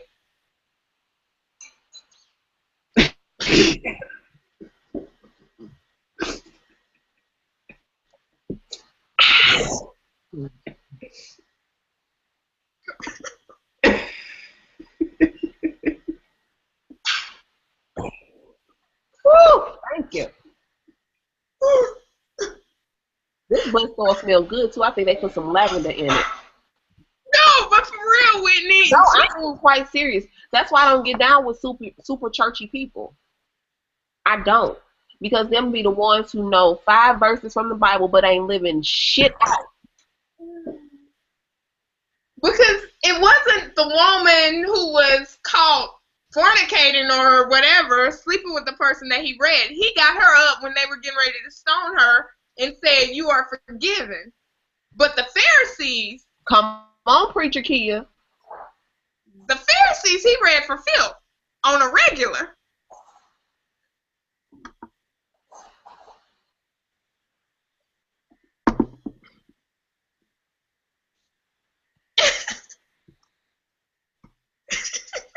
Is the yellowtail good? It was ministering to me.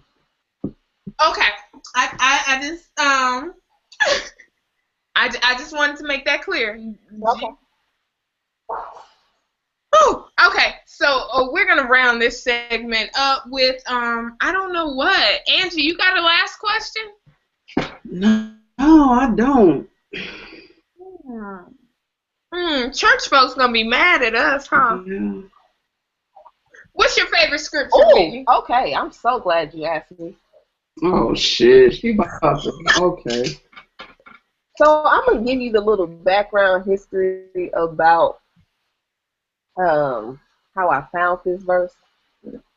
My home church.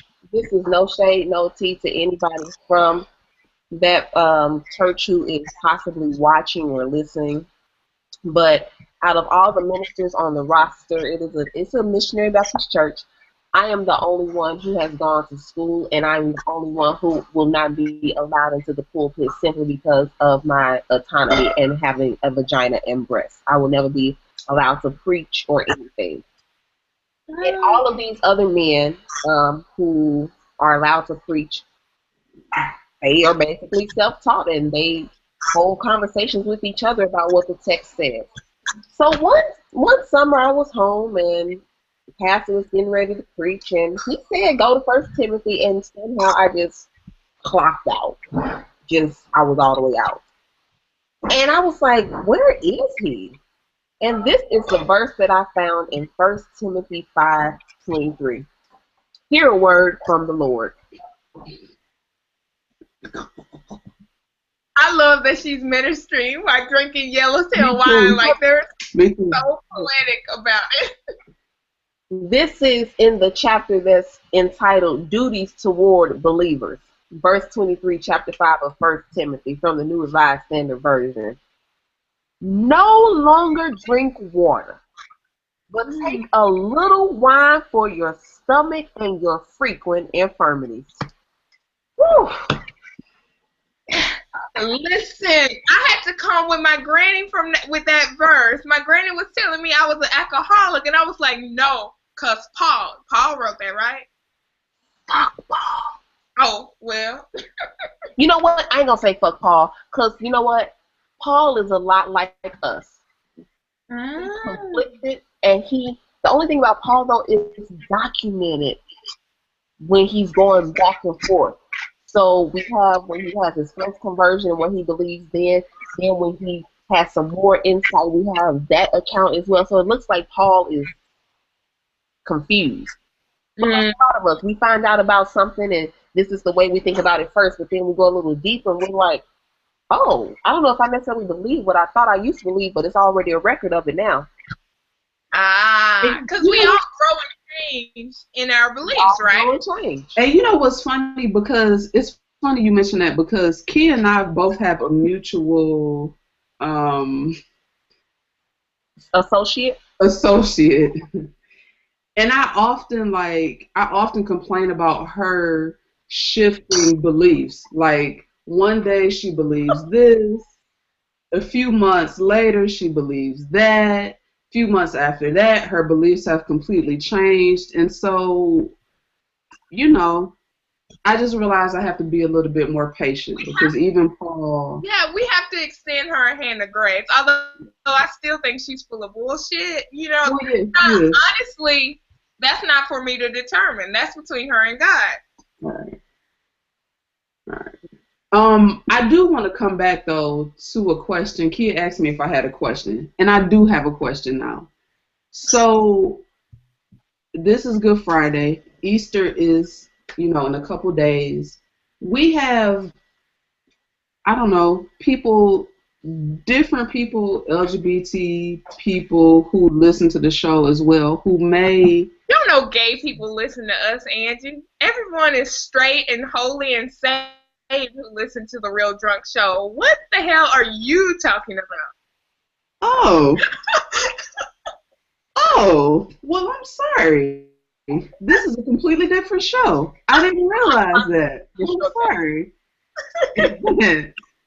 I wonder if you have sort of some advice for people who may not be active in the church or who feel uncomfortable going to church. Like what kind of advice would you offer, or where could you start in sort of navigating spiritual matters? Okay. let me say this. Though I am a Christian, I don't think that Christianity is the only way to get to God. Time out, because I meant to ask you this earlier. Are atheists going to heaven or hell? Explain. Because now, atheists, I don't even deal with them. I don't, because in saying that you're an atheist, I feel like you're already acknowledging that there's a higher power that you have no control over. Because to establish yourself as an atheist says that I don't believe in something bigger than myself. But you're saying that there's nobody that controls anything, but in your belief, that's already suggested. So atheists, I don't get atheism. I don't understand. So I guess. So what is that? You're saying people acknowledge that there's something bigger than themselves, but they don't want to put a name on it? Is that what you? No, atheists, if I'm correct, they don't believe that there's a higher power or a higher being. They kind of operate in this world of things just kind of fall into place. There's no one in control. Right. But acknowledging that you don't believe that, you acknowledge the very thing. Okay. Okay. I see. Yeah. So it's almost a contradiction. So yeah, that's that. And I feel like you asked me something else that I was supposed to be answering. What was your question, Ann? Oh, my advice to those. No. Here we go. Advice for heathens. That was the LGBT persons are not heathens. Let's make that very clear. They are not, because if they were heathens, our praise teams, our choirs, wait, a mess.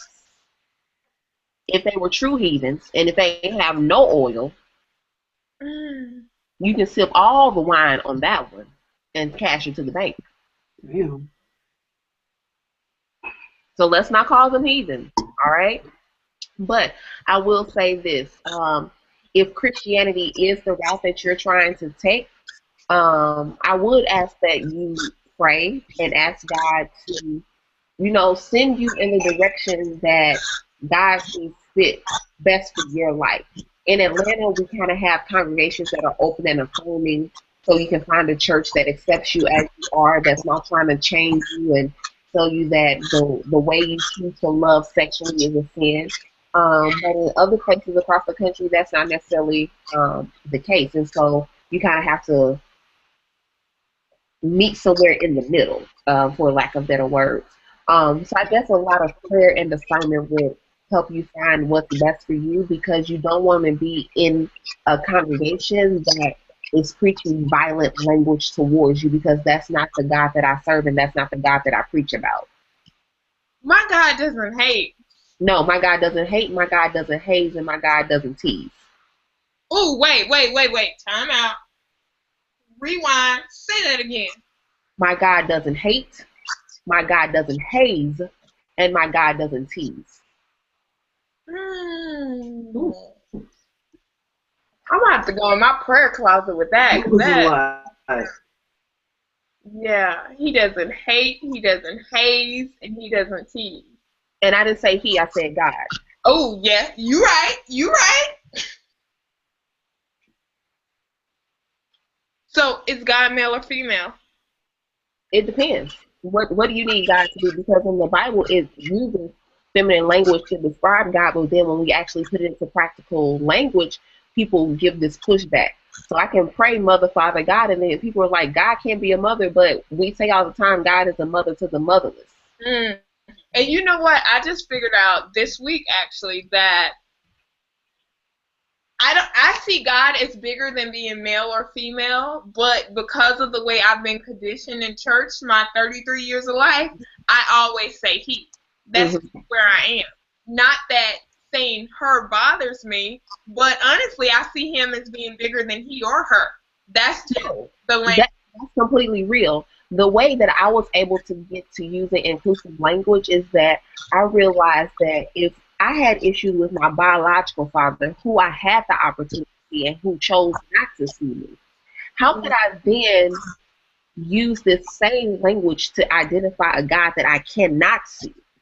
And so it created this imbalance for me if my earthly father is not the father that I expected him to be, and my heavenly father is supposed to be this loving and caring person, but I can't see it. How can I trust that?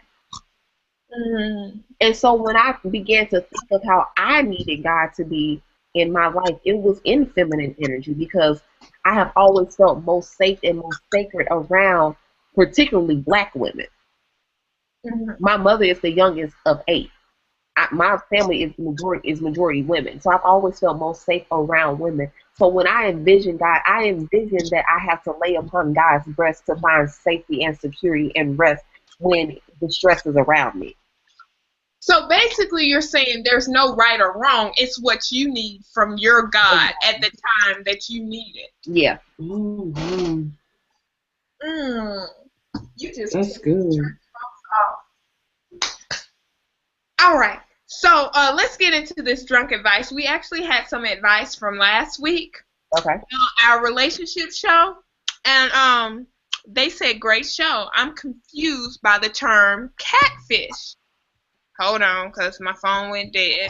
Shout out to Steve Jobs. Is catfish if you knew the person 10 years ago, reconnect online, help her financially, and when you press to meet, she trips out? Y'all keep talking. I'm going to be right back. Is that a catfish, Angie?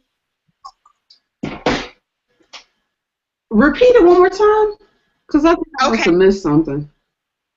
I'm confused by the term catfish. Is a catfish if you knew the person 10 years ago, reconnect online, help her financially, and when you press to meet, she trips out?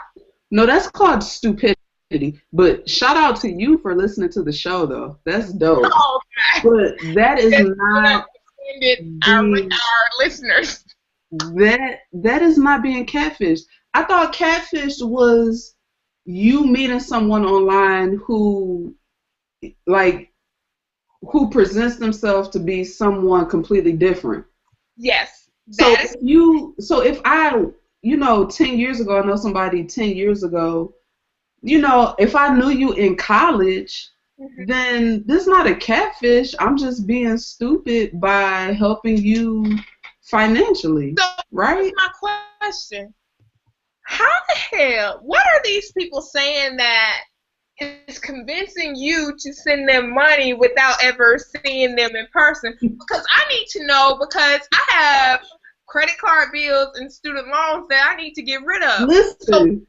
So please tweet me at Speaks, use the hashtag RealDrunkShow, and tell me what I need to tell these people on Twitter so they can send money to my PayPal and give me this cash I need to be great, because I got a son who's going to college in 3 years, Okay, and listen, we got a trip going with our girls in June, got another trip going with another group of friends in October. Like, I need some cash, so what are you telling people to get them out of the moolah? Because I need to know.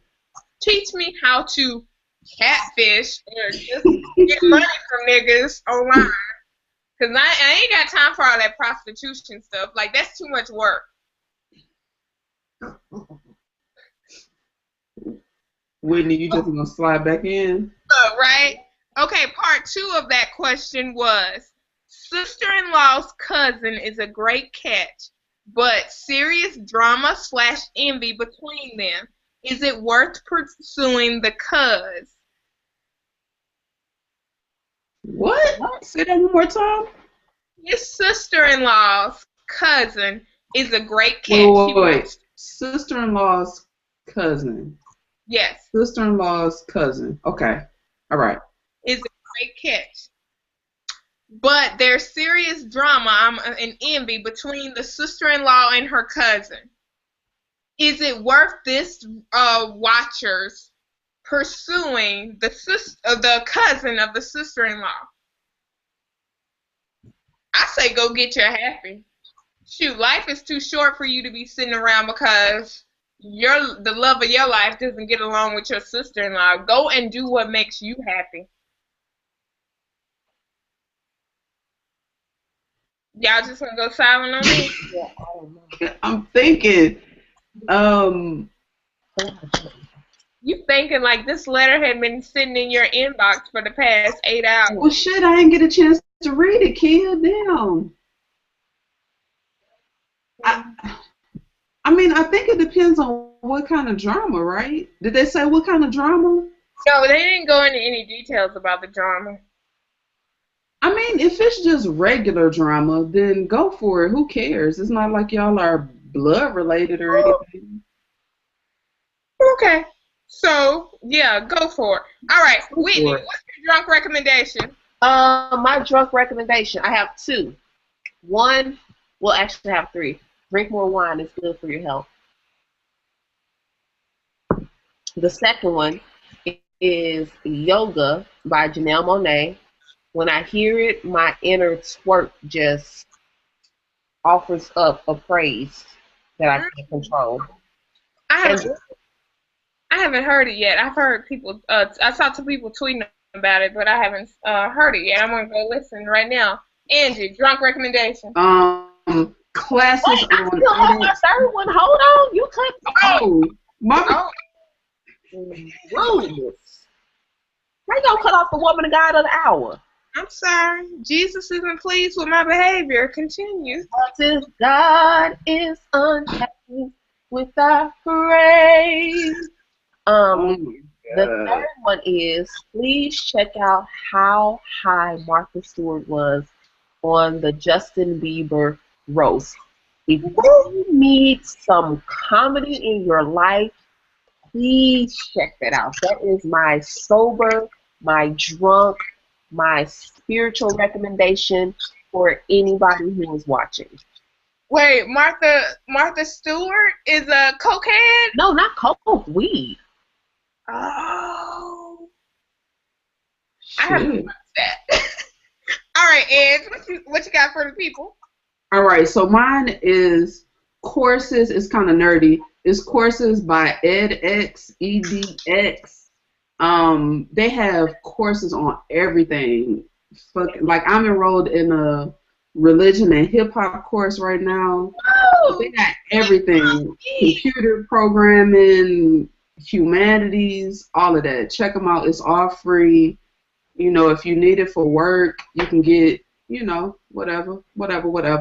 So if you like learning, check them out. Yes, I'm doing like the critical educate or the urban education and the Bun B hip hop and religion course right now. Good stuff.